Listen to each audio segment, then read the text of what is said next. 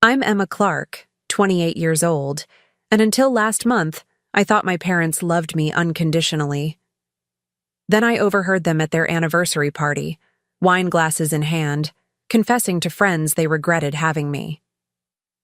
If we hadn't had Emma, our lives would have been so different, Dad sighed, while Mom nodded in agreement. My world imploded silently. I didn't confront them or cause a scene. I just packed my things when they weren't looking and left. But I deliberately left my childhood diary behind. Before I share what happened next, drop a comment letting me know where you're watching from, hit that like button, and subscribe to join me on this emotional journey. For as long as I could remember, I'd been the dedicated daughter, the one who shaped her entire life around making Robert and Linda Clark proud. My childhood home in suburban Connecticut was picture-perfect from the outside. White picket fence, neatly trimmed hedges, and family photos lining every wall. I grew up believing we were the ideal American family, the kind you'd see in those cheesy holiday commercials where everyone gathers around a perfectly roasted turkey while soft music plays in the background. Dad was a respected accountant at a local firm, and Mom taught third grade at the elementary school just 3 blocks away. They attended every school event, clapped the loudest at my piano recitals, and seemed genuinely invested in my happiness. At least that's what I thought for nearly 3 decades of my life. My relationship with them felt solid, built on mutual respect and love. When I graduated high school as valedictorian, the pride on their faces seemed unmistakable. They hugged me tightly after my speech, Dad whispering, "You've made us so proud, Emma." Those words became my compass, guiding every major decision I made afterward. I chose nursing because Mom once mentioned how noble the profession was, even though my high school art teacher, Mrs. Winters, had pulled me aside senior year with life-changing news. "Emma, you've been offered a full scholarship to Rhode Island School of Design. This is an incredible opportunity." The acceptance letter had arrived while my parents were at work, and I'd stared at it for hours, tracing the embossed logo with my fingers, imagining a life surrounded by canvases and creativity. But when I brought it up at dinner, Dad's expression had changed almost imperceptibly. "Art is a wonderful hobby, Emma, but it's not a stable career. We just want security for you." Mom had reached across the table, patting my hand. "Nursing would use your compassion. You've always been such a caring girl." So I declined the scholarship and enrolled in nursing school instead. The acceptance letter went into my diary, pressed between pages documenting my sacrifice, along with a pressed daisy from Mrs. Winters' goodbye bouquet. She'd looked heartbroken when I told her my decision. I excelled at nursing school, throwing myself into anatomy classes and clinical rotations with determination, if not passion. After graduation, I could have taken a position at Massachusetts General Hospital in Boston, an opportunity my classmates envied, but my parents mentioned how empty the house would feel without me. So I moved back home and took a job at the local children's hospital.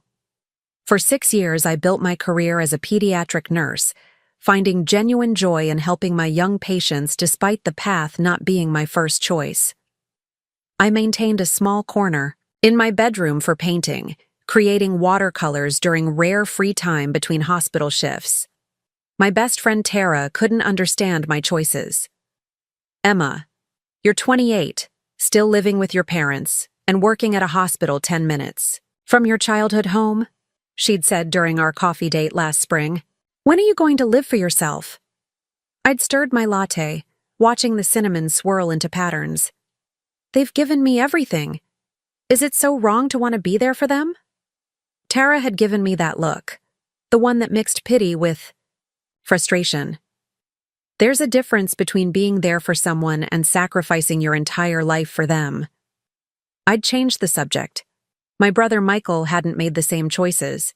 He'd moved to Germany right after college, pursuing his engineering career with single-minded focus. He called on holidays and sent exotic gifts, but rarely visited. Mom and Dad never complained, but I'd noticed how Mom lingered over his occasional postcards, how Dad casually mentioned Michael's accomplishments to neighbors. I compensated for Michael's absence by being ever present, handling their tax paperwork, driving Mom to doctor's appointments, helping Dad maintain the yard.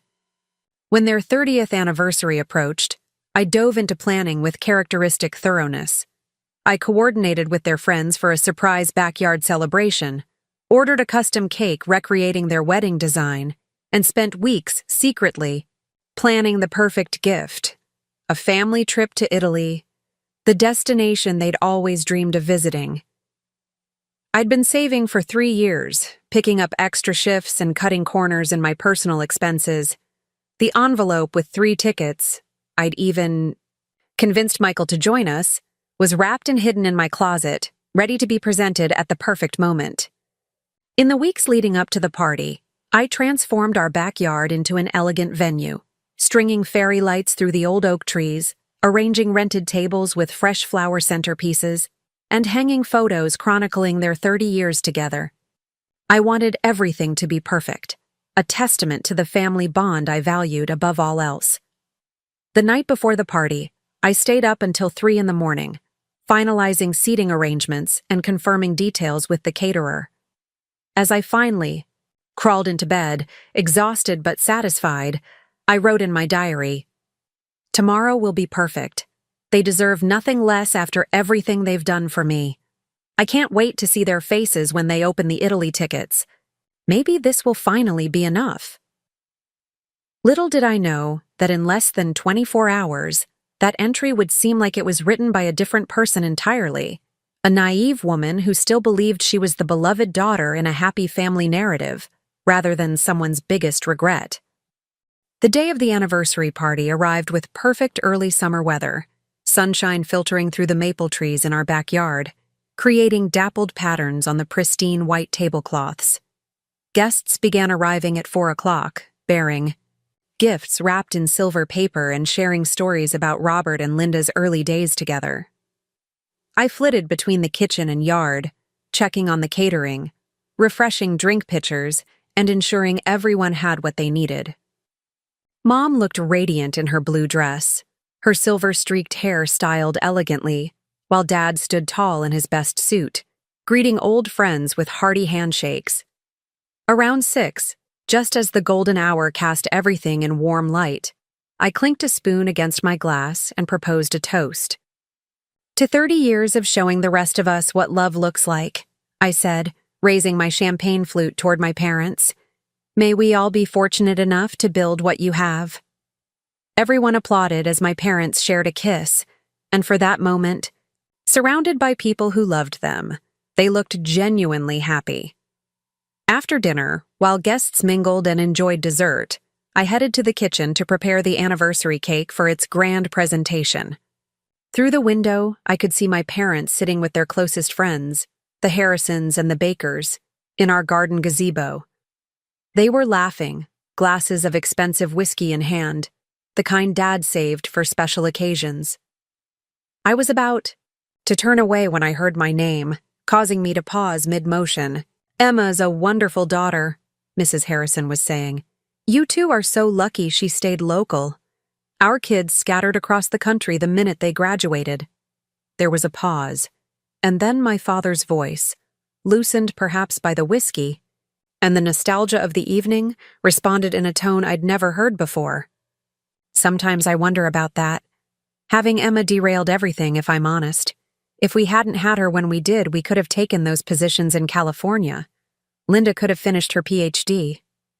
My hands froze on the cake box as Mom's voice drifted clearly through the open window. "Remember that offer from the international school in Switzerland? We were packed and ready to go when I found out I was pregnant." She sighed, a sound so wistful it made my stomach clench. "Sometimes I wonder what our lives would have been like. I hate to say it, but there are days I regret it too." The cake box slipped from my suddenly numb fingers, crashing to the kitchen floor in a mess of frosting and shattered porcelain. I barely noticed, my ears ringing with the casual cruelty of their words. Mr. Baker's uncomfortable laugh cut through the moment. "Come now, you don't mean that. Emma's a lovely girl." "Of course she is," Dad replied quickly. We love her dearly, but you can love someone and still recognize they changed your trajectory. We had such different plans before she came along," Mom added softly. We were so young, 24.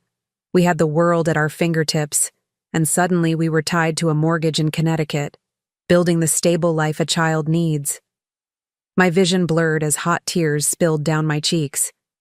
I stood, frozen, unable to move away from the window, subjecting myself to more painful revelations as the conversation continued.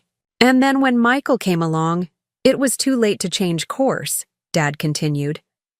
"Though at least he's living the adventurous life somewhere." "That's why we never pushed Emma to move out," Mom explained. "It felt wrong somehow, after everything, to push her away when she wanted to stay close." The terrible irony of it crashed over me. I'd stayed for them, thinking they wanted me close, while they'd allowed me to stay out of guilt, perhaps resenting my presence all along. Every sacrifice I'd made, every alternative path abandoned, had been to please parents who saw me as the human embodiment of their derailed dreams. I stumbled back from the window, barely making it to the bathroom before violent sobs overtook me. Memories flooded back, recontextualizing themselves with brutal clarity. Mom's tight smile when I announced I'd declined the Boston position to stay local. Dad's distracted nod when I mentioned giving up my art scholarship. The way they enthusiastically supported Michael's move abroad while encouraging me to remain in our hometown. All these years, I'd interpreted their behavior as appreciation for my presence when perhaps it had been resignation, or worse, obligation. I stared at my reflection in the bathroom mirror, mascara streaming down my flushed cheeks, and saw a stranger looking back. Who was I beyond being Robert and Linda's dutiful daughter? What parts of me had I silenced to maintain their approval? And how could I continue living in their house, eating meals across from them, knowing I represented their biggest life regret? When I finally emerged from the bathroom, face washed and composure tentatively restored, the party continued around me. I moved through the remaining hours mechanically, serving cake I had hastily salvaged, accepting compliments for my planning, and smiling until my cheeks ached. Mom and Dad remained oblivious to my internal collapse, accepting congratulations and reminiscing about their 3 decades together. As the last guest departed around midnight, Mom hugged me tightly. "Everything was beautiful, Emma. Thank you for all your hard work." I hugged her back stiffly, wondering if she could feel how something fundamental had shifted between us. "You deserve it," I replied, the words sticking in my throat as I realized the Italy tickets would remain forever in my closet, an emblem of devotion to a family dynamic that had never truly existed. That night, I wrote in my diary until dawn broke, pouring out decades of suppressed feelings, documenting the terrible revelation that had shattered my understanding of my place in my family. The bitter irony wasn't lost on me. I had given up everything to be the perfect daughter to parents who had given up everything because of me, and neither of us had ended up happy. The week following the anniversary party unfolded in a strange, detached haze. I moved through our house like a ghost, performing the routines that had structured my life for 28 years, while feeling completely disconnected from them. Dad left for work each morning with his usual thermos of coffee that I prepared. Mom continued grading papers at the kitchen table in the evenings.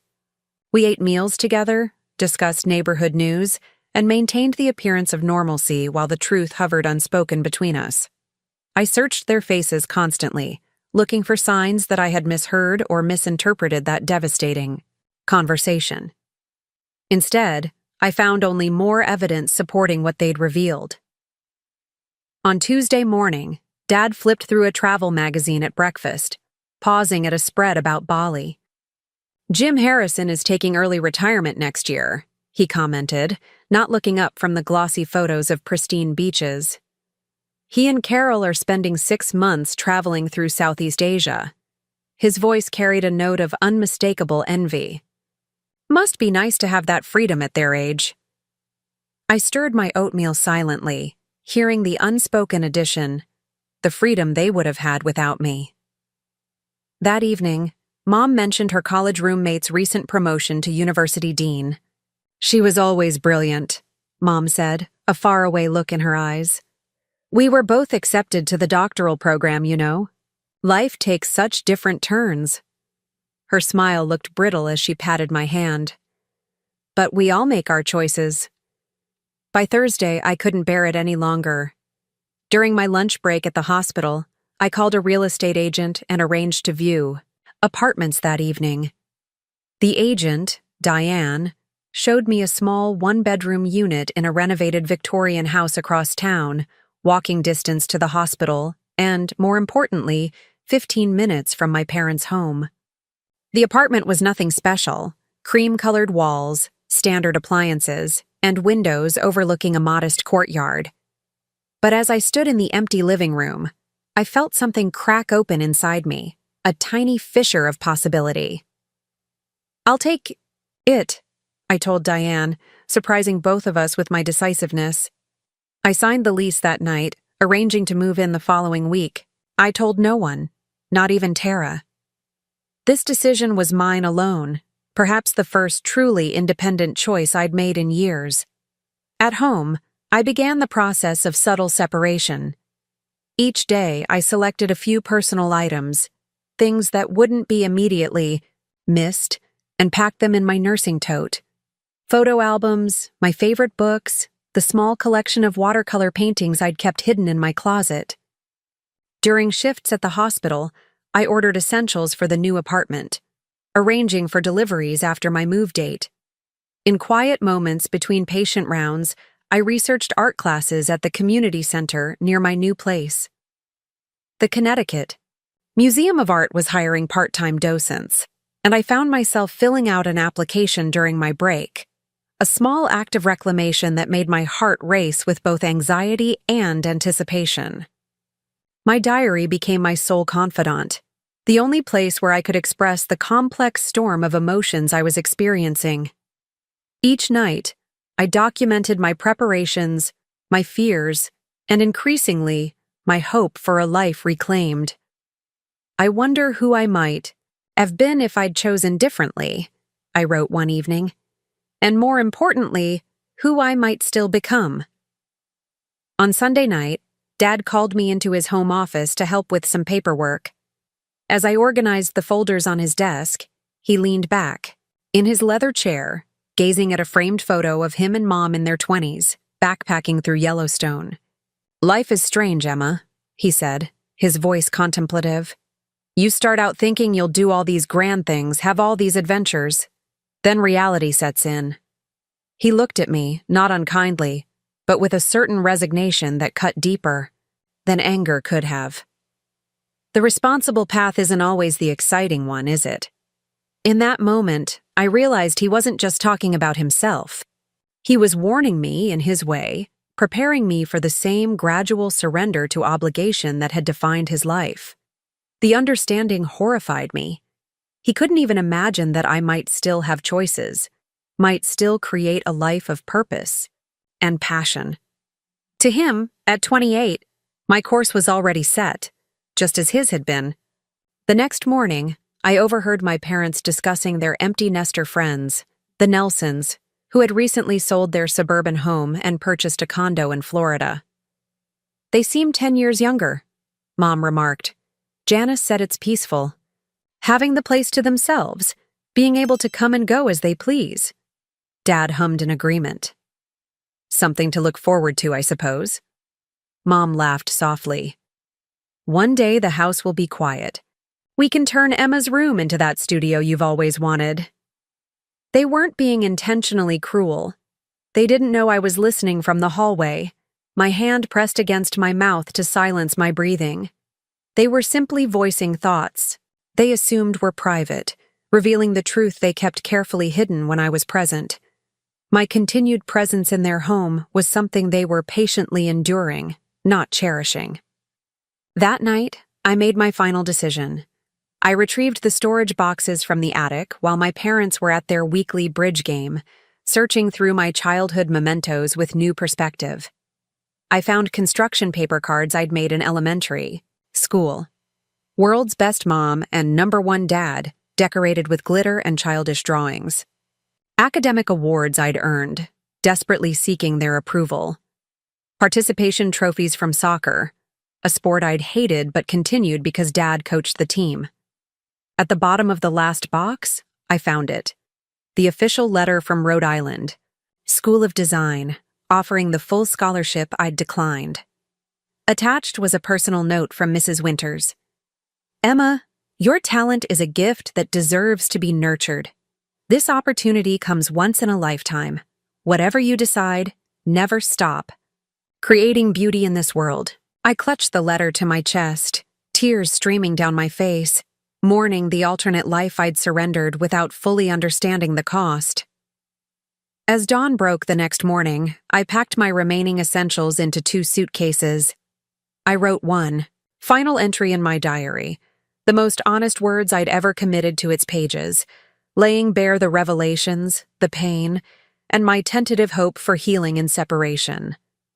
With deliberate care, I left the diary on my perfectly made bed, alongside the envelope containing the Italy tickets I'd never give them. The house was silent as I carried my bags to the car. My parents wouldn't wake for another hour, wouldn't discover my absence until they found my childhood bedroom emptied of personal belongings, the diary left as my only explanation. As I pulled out of the driveway, watching the house recede in my rearview mirror, I felt a complex mixture of heartbreak and liberation. For the first time in my life, I was choosing my own path, even if I was terrified of where it might lead. The evening before my silent departure, I found myself drawn to the attic storage space where boxes of my childhood memorabilia had been carefully preserved.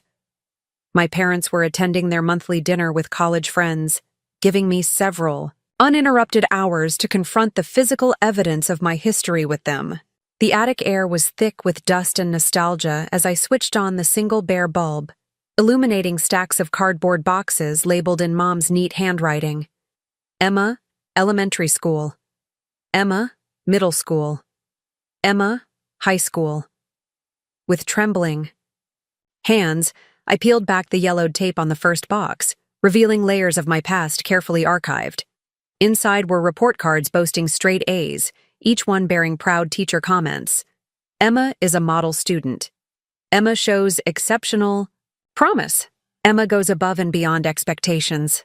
Between the academic accolades were construction paper creations, Mother's Day cards decorated with excessive glitter, Father's Day bookmarks featuring wobbly handwriting proclaiming, "I love you to the moon and back." I traced my childish handwriting with my fingertip, remembering how desperately I'd wanted these simple offerings to be enough, to be worthy of their love.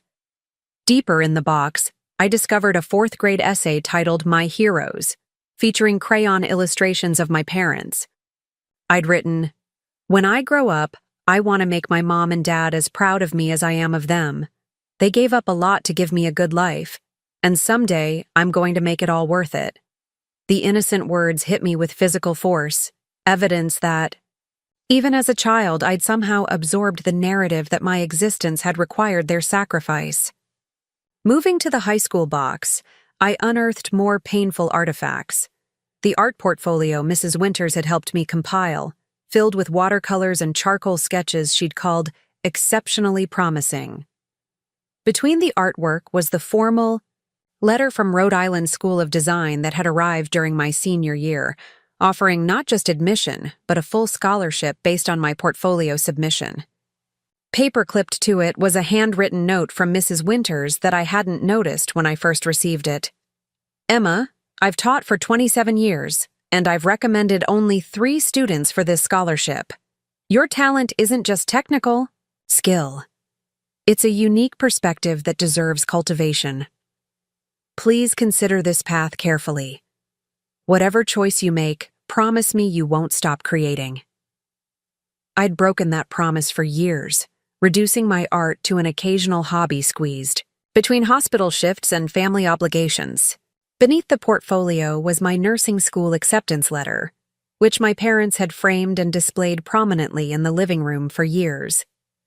The contrast between their reactions to these 2 achievements couldn't have been clearer. The Final box contained mementos from my college graduation. The program listing me as nursing school valedictorian, photos of me in cap and gown flanked by beaming parents, and the journal they'd given me as a graduation gift, inscribed, "To record." The beginning of your adult journey. The irony wasn't lost on me that this journal had evolved into the diary where I documented years of suppressed desires and quiet surrenders, culminating in the revelation that had shattered my world. As I carefully replaced these artifacts of my curated life, a nursery school art project caught my attention. It was a simple family portrait rendered in finger paint, stick figures labeled Mommy, Daddy, and me, all holding hands beneath a bright yellow sun. My 5-year-old self had added a fourth figure off to the side, explaining to my confused teacher that I was saving space for my future brother or sister. Even then, I'd sensed something was missing in our family unit, some vital connection or joy that additional children might bring. Michael's birth 3 years later had completed the family picture, but created new dynamics I was only now beginning to understand. By the time I descended from the attic, arms laden with select items I couldn't bear to leave behind, my resolution had crystallized. I couldn't continue living as the physical embodiment of my parents' compromised dreams. Each day in their presence reinforced the narrative that my very existence had derailed their lives. The subtle resentment I now recognized in their offhand comments and wistful reminiscences was slowly poisoning whatever genuine love existed between us. The next morning, my parents left for work with our usual routine intact, Dad accepting. The travel mug of coffee I prepared, Mom reminding me we needed milk from the store, neither noticing anything amiss in my carefully composed expression. The moment they pulled from the driveway, I moved with purposeful efficiency, transferring my carefully packed bags to my car and making one final sweep of my bedroom to ensure I'd left nothing essential behind. The room looked eerily untouched. Bed perfectly made with the floral comforter I'd had since high school, bookshelves arranged by author, nursing credentials framed on the wall. Only the missing photographs and personal items hinted at my impending absence. I placed my diary deliberately in the center of the bed, its worn leather cover containing years of my most private thoughts, fears, and now, my explanation for leaving. Beside it, I placed the envelope containing the Italy tickets I'd purchased for their anniversary gift, tickets that would never be used. My final entry filled several pages, beginning with the devastating conversation I'd overheard and working backward through years of sacrifices I'd made, seeking approval I now understood might never have been fully available. I wrote about the art scholarship declined, the Boston position rejected, the apartment offers from friends turned down, all to remain the dutiful daughter to parents who might have preferred freedom from the responsibility I represented. Most painfully, I documented the slow realization that I had built my entire identity around being what they needed, rather than discovering who I might have become otherwise. Yet beneath the hurt and anger, my words also carried understanding. "I don't blame you for having these feelings," I'd written toward the end. "We can't control our emotions, only our actions. And your actions, whatever your private thoughts, were those of dedicated parents. You gave me stability, education, and love within your capacity. But I need to discover who Emma is outside of being your daughter, outside of compensating for the dreams you surrendered when I came into your lives. Maybe in separation, we can all find something that's been missing." As I placed my house key on the kitchen counter, a strange calm settled over me. There would be no dramatic confrontation, no heated accusations hurled across the dinner table, just the quiet dignity of removing myself from a dynamic that had stunted all of us in different ways.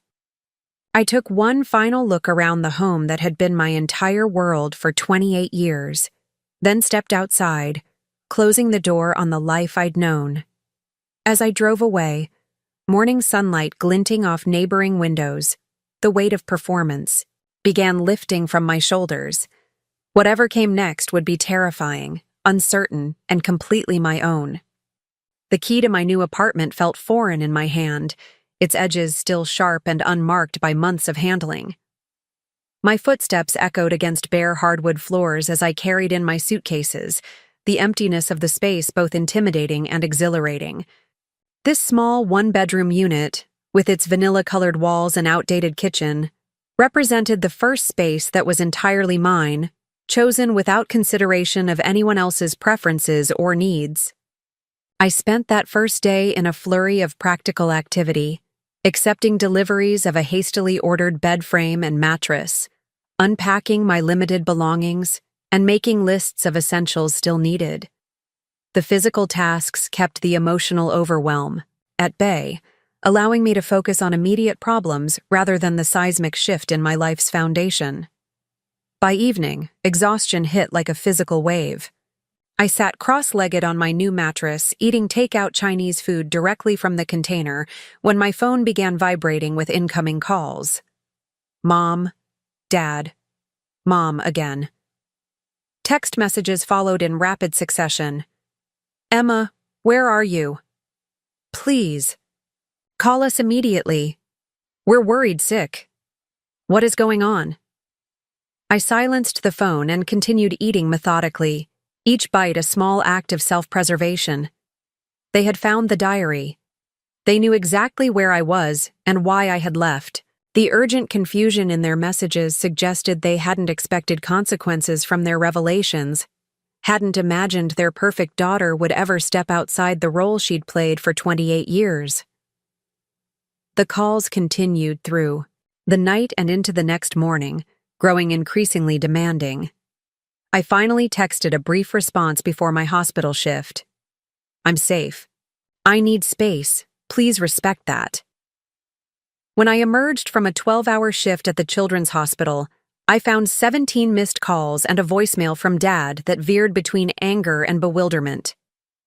Emma Jean Clark, I don't know what kind of game you're playing, but your mother is beside herself. Whatever you think you heard, you've clearly misunderstood. We expect you home tonight so we can sort this nonsense out. The authoritative tone, so familiar from my childhood, no longer carried the same weight. I deleted the message without responding and drove to the community center where I'd registered for a Wednesday night watercolor class. For 2 hours, I lost myself in the simple joy of watching pigment bloom across damp paper, creating something purely for the pleasure of creation. The instructor, an older woman named Gabriella with silver hair and paint-splattered jeans, paused behind my chair. You've done this before, she observed, studying my landscape. There's muscle memory in those brushstrokes. I looked up at her, surprised by the tears suddenly blurring my vision. A lifetime ago, I admitted. She squeezed my shoulder gently. Welcome back, then. Those 3 words followed me home, a benediction for the journey I'd begun. Days passed in a strange new rhythm. Hospital shifts, art classes, solo meals eaten while reading books I'd always meant to try. Tentative conversations with neighbors in my apartment building. My parents' messages grew less frequent but more calculated, shifting from demands to guilt. Dad's blood pressure is concerning the doctor. The house feels so empty without you. We've always been a close family. What will people think? I maintained minimal contact, responding only to confirm my continued safety, refusing to be drawn into substantive discussions until I felt solid enough in my new reality to engage without being pulled back into old patterns. One unexpected connection emerged with my across-the-hall neighbor, Dorothy, a retired literature professor in her 70s. She caught me struggling with grocery bags one evening, insisting on helping despite her arthritic hands. Been watching You Coming and Going, she said matter-of-factly as she placed a bag on my counter. Young woman, all alone, working hospital shifts, reminded me of myself at your age. Something in her direct gaze, free of judgment or expectation, opened a door inside me. Before I knew it, we were sitting at my small kitchen table, sharing the lemon cookies she'd brought over, while the story of my departure poured out of me. Dorothy listened without interruption, her weathered hands cupped around her tea mug. When I finished, she nodded thoughtfully. "Families are complicated ecosystems," she said. "Sometimes a plant needs different soil to truly flourish, even when there's love in the original garden." Her perspective, untangled from the emotional knots of my family history, offered clarity I desperately needed. Our impromptu conversation evolved into regular evening teas, Dorothy sharing stories of her own complicated journey from dutiful daughter to independent academic. In her, I found a model of a life lived authentically, despite the expectations of others. In late June, an unexpected email arrived from Boston Children's Hospital, responding to an application I'd submitted months earlier, and then forgotten in the chaos of recent events. They were offering a specialized position combining pediatric nursing with art therapy for long-term patients, utilizing both my medical training and artistic background. The role would require relocating to Boston, a step that would have been unthinkable just weeks earlier. I sat with the opportunity for several days, discussing it with Dorothy and my hospital supervisor, who enthusiastically supported the potential career advancement. When I finally responded with interest, scheduling an interview for the following week, I felt another piece of my independent identity clicking into place. My brother Michael called during this period of transition, having heard fragmented versions of the situation from our parents. "They're completely blindsided, Emma," he said, his voice tinny through the international connection. "Dad says you're having some kind of breakdown." I laughed without humor. "Of course that's their interpretation. Heaven forbid they recognize I'm having a breakthrough instead." Michael was quiet for a moment. "You know, I always felt guilty for leaving while you stayed, like I was abandoning my post." "You were living your life," I responded, the realization crystallizing as I spoke. I was just very good at not living mine. Another pause, then. "For what it's worth, I think this is long overdue. And when you figure out who Emma is beyond being the perfect daughter, I'd really like to get to know her." His support, offered, without qualifications or pressure to reconcile with our parents, strengthened my resolve to continue on this uncertain path. In my small apartment that was gradually becoming home, with art supplies claiming the second-hand desk by the window and nursing textbooks sharing shelf space with novels I'd always wanted to read, I began assembling the components of a life guided by my own internal compass. The woman emerging from the shell of the perfect daughter was still taking shape, her edges undefined but increasingly authentic. There were moments of gut-wrenching doubt and loneliness, nights when I questioned every decision that had led me to this solitary existence. But with each day that I moved through the world on my own terms, the voice questioning my choices grew fainter, while the voice affirming my right to self-determination grew stronger. The knock came on a Sunday morning, exactly 1 week after I'd left. I was at my small kitchen table, sketching the view from my window while nursing a cup of coffee, when the sharp, insistent rapping echoed through my apartment. Something in the rhythm, 3 decisive knocks followed by 2 softer ones, instantly identified the visitors. Dad had knocked that way on my bedroom door throughout my childhood. My heart hammered against my ribs as I approached the door, pulse points throbbing. In my wrists and throat, through the peephole, I saw them standing awkwardly in the hallway. Mom clutching her purse with white-knuckled fingers. Dad's face set in the stern expression that had terrified me as a teenager.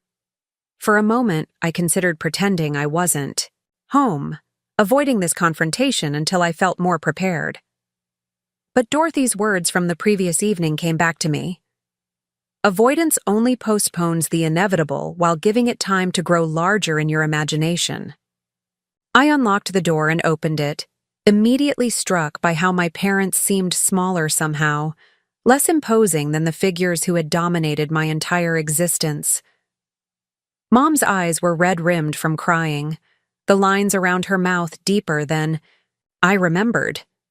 Dad looked older too, uncertainty softening his typically authoritative posture. "Emma," Mom whispered, her voice breaking on those 2 simple syllables. For several heartbeats, we stood frozen in tableau. The dutiful daughter and the parents who had both defined and confined her, separated now by more than just a threshold. Finally, I stepped back, wordlessly inviting them into my new space. They entered cautiously, gazes sweeping over the modest apartment with its minimal furnishings and the watercolor paintings already adorning the walls. Mom moved toward the largest one, a sunset over water rendered in bold oranges and purples. "You're painting again," she said softly, something like wonder in her voice. "I don't think I've seen your work since high school." The observation hung in the air between us, carrying unspoken questions about all she had missed, all I had suppressed. Dad remained standing rigidly by the door, hands thrust deep in his pockets. "We read your diary," he announced abruptly, his tone defensive rather than apologetic. "You had no right to just disappear like that. We've been worried sick." The familiar pattern of his speech, beginning with an accusation rather than addressing the underlying issue, suddenly seemed so transparent. This was how he had always maintained control of difficult conversations, putting others immediately on the defensive. But I wasn't the same Emma who would have rushed to apologize, to smooth things over at any cost. I gestured toward my small couch. "Why don't we sit down?" The three of us arranged ourselves awkwardly in my living area, parents on the couch, me in the single armchair across from them. The coffee table between us felt like a demilitarized zone. Mom broke the tense silence first. "Emma, we're trying to understand. That diary, the things you wrote?" She twisted her wedding ring anxiously. "You made it sound like we've been horrible parents, like we don't love you. How could you think that?" The genuine confusion in her voice confirmed what I'd slowly realized during my week away. They had no idea how their casual comments had revealed decades of underlying resentment, how thoroughly those revelations had shattered my understanding of our family dynamic. "I heard you at the anniversary party," I said quietly, "talking with the Harrisons and Bakers in the gazebo, about how having me derailed your lives, about how you regret it." Their faces registered shock, then recognition, then something like shame. Dad recovered first, slipping into justification mode. "You completely misunderstood the context of that conversation, Emma.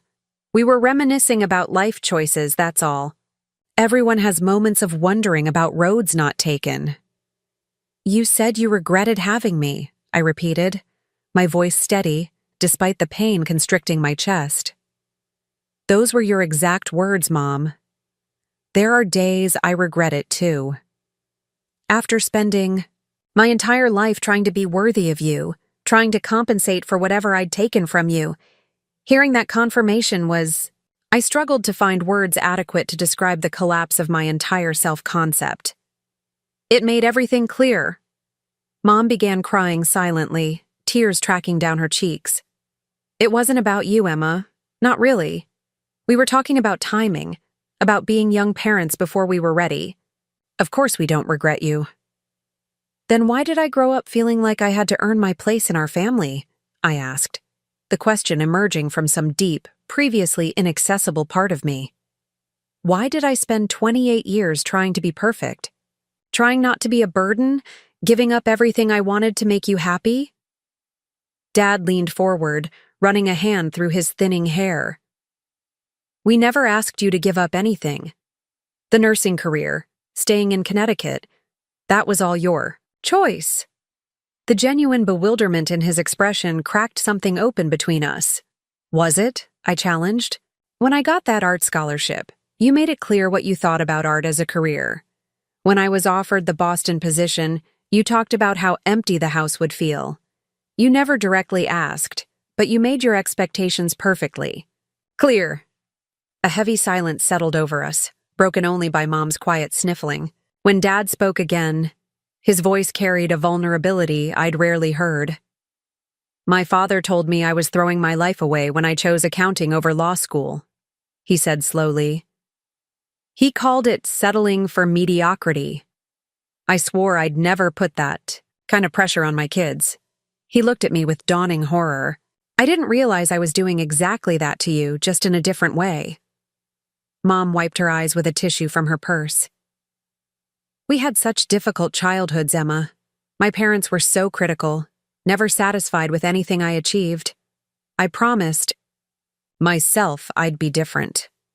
She reached for my hand across the coffee table, but I wasn't ready for that connection yet. We thought we were being supportive, letting you know how proud we were when you succeeded. We never meant to make you feel like our love was conditional. As they continued speaking, a complex picture emerged of two people shaped by their own difficult upbringings, unconsciously creating patterns they had sworn to avoid. Dad described growing up with a father who valued prestige above all else, who had made his disappointment in Dad's safe career choices abundantly clear. Mom revealed more about her parents' coldness, their emphasis on achievement rather than happiness, the constant moving for her father's career that had left her perpetually starting over in new schools. When we found out we were expecting you, we were terrified of repeating those patterns, Mom explained. We wanted stability, security, everything we hadn't had. Maybe we overcorrected, became too focused on creating the perfect family environment. For the first time, I saw my parents not as the all-knowing authorities of my childhood, but as flawed individuals doing their best with the emotional tools they had.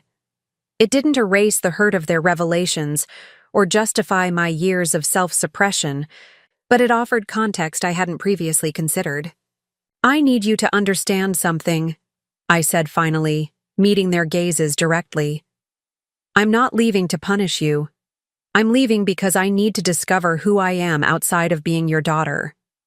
I need to make choices based on my own desires, not on what I think will make you proud or happy. Dad started to interrupt, but Mom placed a restraining hand on his arm. For the first time in my life, I continued, I'm making decisions that aren't filtered through the lens of your approval. It's terrifying and exhilarating, and I need space to do that. I'm not cutting you out of my life, but our relationship needs to change. By the time they left 2 hours later, we had reached no neat resolution. The fractures in our family couldn't be repaired in a single conversation, but something had shifted in our understanding of each other. They had seen me stand in my truth, without backing down, perhaps the first time I had done so completely. And I had glimpsed the wounded children still influencing my parents' adult behaviors, complicating my simple narrative of their motivations. As I closed the door behind them, watching through the window as they walked slowly to their car, I felt the curious lightness that comes with speaking long-held truths. We had started the painful work of seeing each other clearly, a necessary first step toward whatever our relationship might become.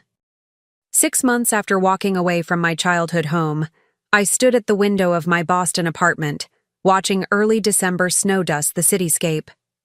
The view was still novel enough to captivate me, historic brownstones contrasting with modern high-rises, the Charles River a silver ribbon in the distance, so different from the familiar suburban landscape of my Connecticut hometown.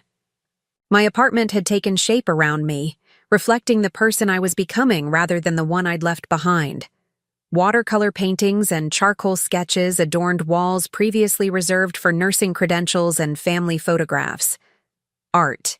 Supplies claimed the corner desk where morning light was strongest, while medical journals shared bookshelf space with art history volumes and fiction I'd always meant to read. The transition hadn't been seamless. My first month at Boston Children's Hospital had been overwhelming. The specialized role combining pediatric nursing with art therapy for long-term patients pushing me beyond my comfort zone in ways both challenging and rewarding. I'd cried in bathroom stalls between sessions, questioning my qualifications and my right to reinvent myself so completely. But gradually, as young patients responded to the creative outlets I introduced, as colleagues sought my input on cases, a new professional confidence emerged to replace the competence built on people-pleasing that had characterized my previous career.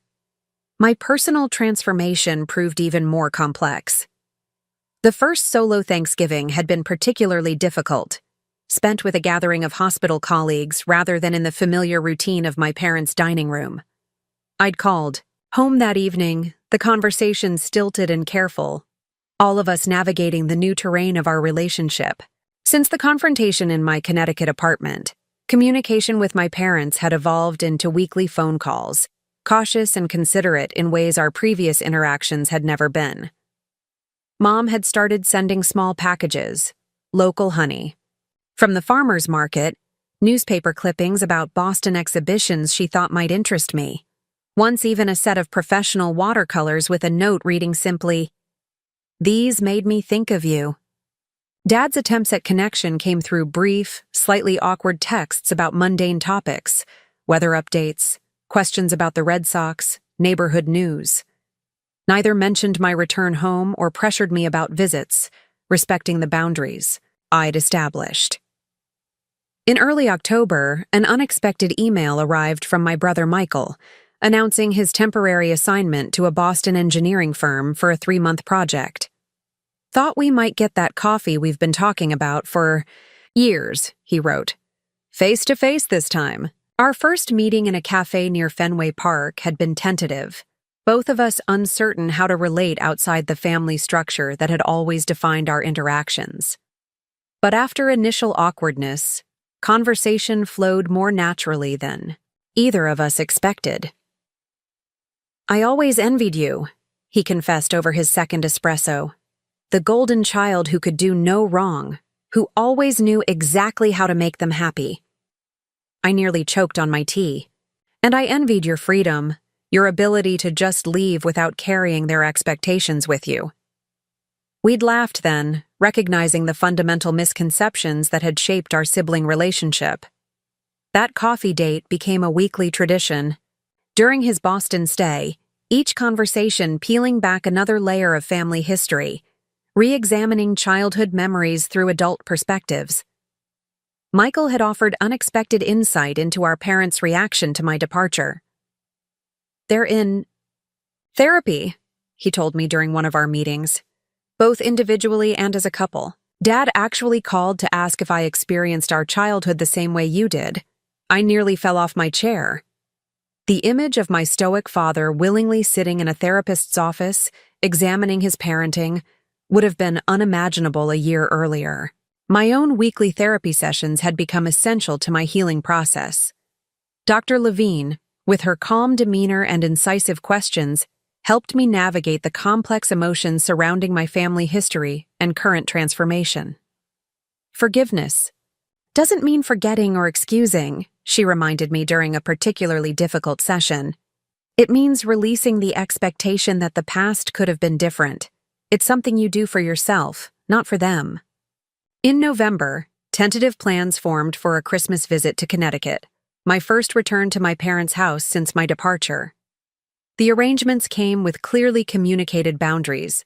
I would stay for 3 days, not a week. I would stay in a hotel rather than my old bedroom. We would focus on creating new memories rather than rehashing past hurts. The approaching visit produced anxiety dreams and late-night doubts, but also a quiet determination to continue the work of rebuilding our relationship on healthier foundations. On a snowy evening in early December, I attended my first gallery. Opening as a participating artist, my watercolor series Metamorphosis displayed alongside works by other emerging Boston painters. As I stood nervously beside my paintings, answering questions from attendees, a familiar figure approached through the crowd. Dorothy, my former neighbor, had made the journey from Connecticut despite the inclement weather. "Couldn't miss your debut," she said, embracing me warmly. "And look at these. They breathe, Emma. They have life." Through her, I learned neighborhood. News, the renovation of the park where I'd once played, the retirement of my favorite librarian, the continuing rhythms of the community that had been my entire world for 28 years. Before leaving, Dorothy pressed something into my hand, a small package wrapped in tissue paper. "Open it later," she instructed with a conspiratorial wink. That night, after the exhibition closed, I unwrapped her gift alone in my apartment. A leather-bound journal with handmade paper, the first page inscribed with a quote from Mary Oliver. "Tell me, what is it you plan to do with your one wild and precious life?" The question resonated through me as I settled at my desk, opening the journal to its second blank page. I began writing not in diary form, but as a letter to my younger self, the dutiful daughter who had surrendered her dreams to earn love she already possessed. "You are enough," I wrote. "Your worth isn't measured by accomplishments or sacrifices. You deserve to take up space in this world without apology." As snow continued falling past my window, transforming the city into a quiet wonderland, I found myself reflecting on the circuitous path that had led me here. The hurt of my parents' careless words had initiated a painful but necessary awakening. In losing the identity I'd clutched so tightly, I was discovering the person beneath the performance, with all her messy authenticity, creative passion, and hard-won wisdom. The journey wasn't complete. Perhaps it never would be. There would be difficult conversations ahead, moments of backsliding into old patterns, the ongoing work of establishing and maintaining healthy boundaries. But sitting in my apartment, surrounded by evidence of my emerging self, I felt profound gratitude for the painful catalyst that had forced me to claim my one wild and precious life. As I prepare to share this story with you, I wonder how many of you have faced similar revelations or painful turning points that ultimately led to growth. Have you experienced the difficult but liberating process of setting boundaries with family? I'd love to hear your stories in the comments below. If this resonated with you, please hit that like button and subscribe to join me for more stories of healing and transformation. And remember, sometimes the most painful endings become the most necessary beginnings. Thank you for witnessing my journey.